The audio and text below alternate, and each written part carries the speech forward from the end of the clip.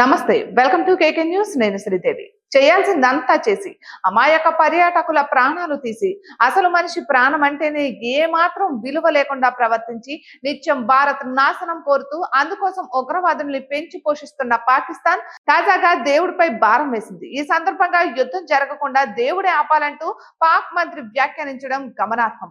అవును, పహల్గామ్ ఉగ్రదాడి అనంతరం భారత్ పాకిస్తాన్ మధ్య ఉద్రిక్తతలు పెరుగుతున్న సంగతి తెలిసిందే.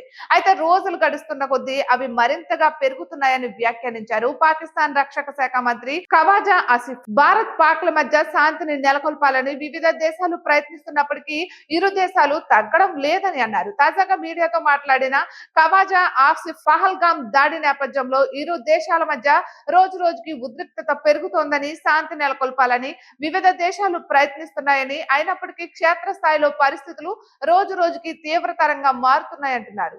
ఒకవేళ భారత్ దాడులు నిర్వహిస్తే తాము ప్రతి దాడులు చేస్తామని చెప్పుకొచ్చారు. నిత్యం నియంత్రణ రేఖ వెంబడి కాల్పులు విరమణ ఒప్పందాన్ని పాక్ మీరుతుండగా ఆసిఫ్ మాత్రం భారత్ క్షేత్ర స్థాయిలో తీవ్రంగా చర్యలు తీసుకుంటుందని అన్నారు. ఇక ఇరు దేశాల మధ్య శాంతికి భారత్ అంగీకరించే పరిస్థితులు కనిపించట్లేదని పేర్కొన్నారు.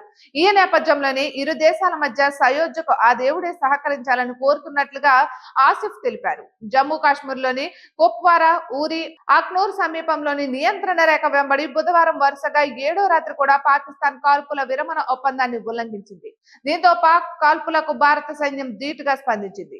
మరోపక్క అంతర్జాతీయ సరిహద్దు వెంబడి పహల్గామ్ సెక్టార్ లోనూ కాల్పులు జరిపింది. వాస్తవానికి కాల్పులు విరమణ ఉల్లంఘనల పరిష్కారానికి ఇరు దేశాల directors generals of military operations మంగళవారం హాట్ లైన్ లో సంభాషించారు. అయినప్పటికీ పాక్ వైఖరి మారలేదు. ఇటువంటి మరెన్నో వీడియోస్ కోసం చూస్తూనే ఉండండి కేకే న్యూస్ తెలుగు ఛానల్ ని.